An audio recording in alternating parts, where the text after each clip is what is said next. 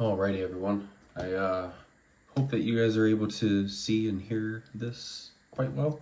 I couldn't really think of another way to present this to you, everybody.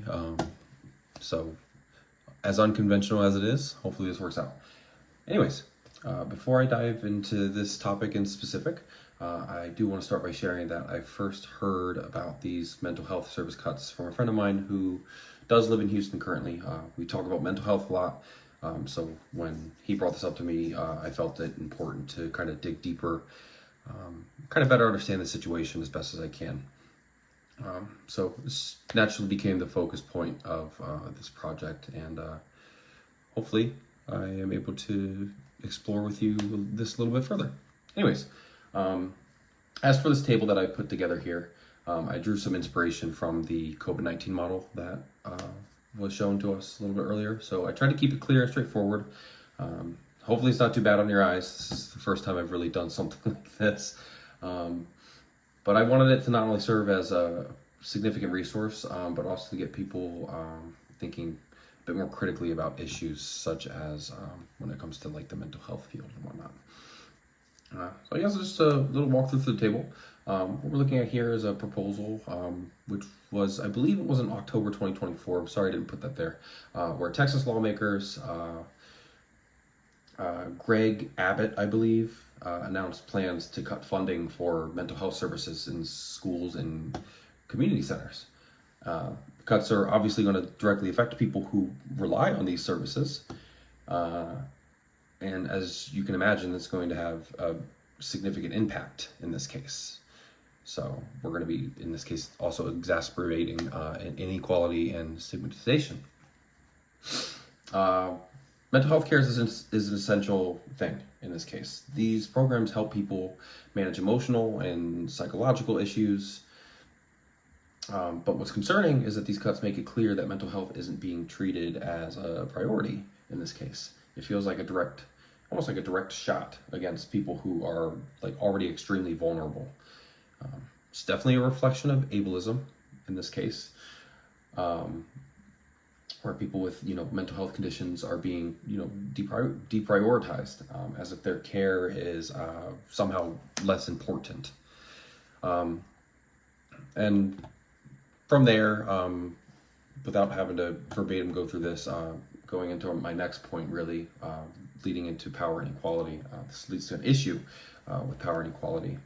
The state holds the power to decide where the money goes in this case. So they're choosing to cut mental health funding. That's going to push those who already struggle even further to those ends. So you're just widening this gap in this case. So yeah, you're just widening the gap between people who have access to care and those who don't, which is just not great.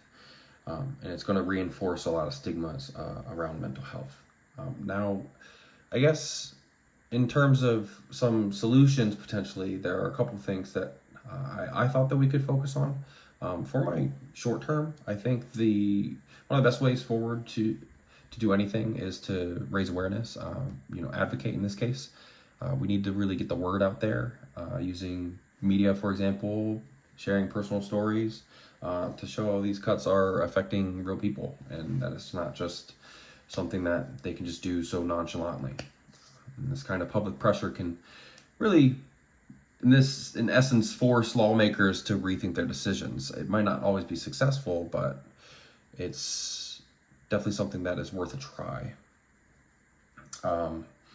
Longer term, I guess the goal should be that national policies that protect mental health funding across the board,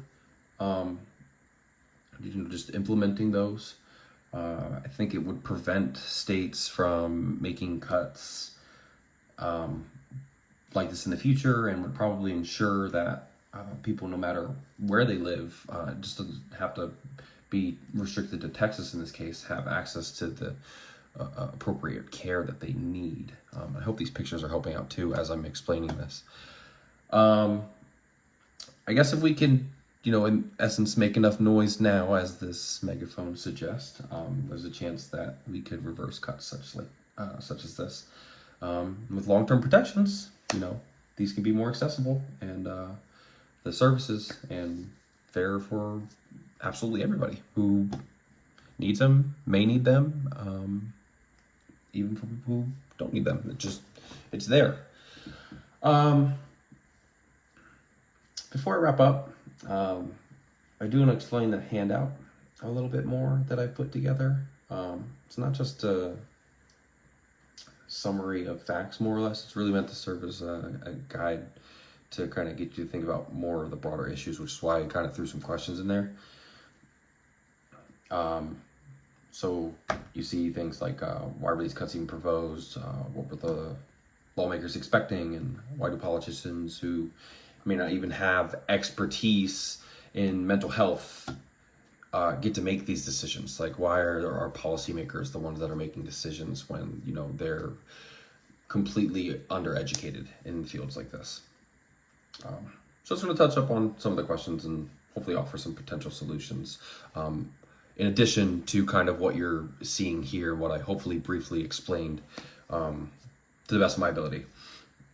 So I guess to really sum it all up, these proposed cuts are a huge deal for mental health services in Texas again.